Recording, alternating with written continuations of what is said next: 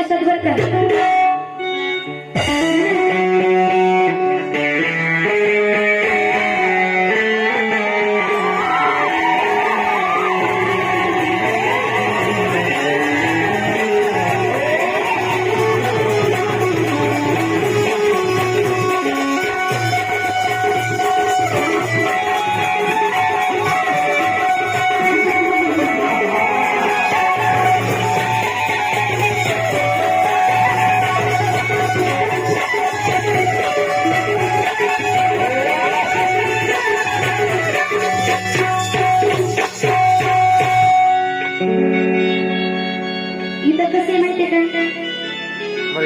आता या राज्यसभेत मी काय भांडण करायला आलो नाही बरं मंडळी.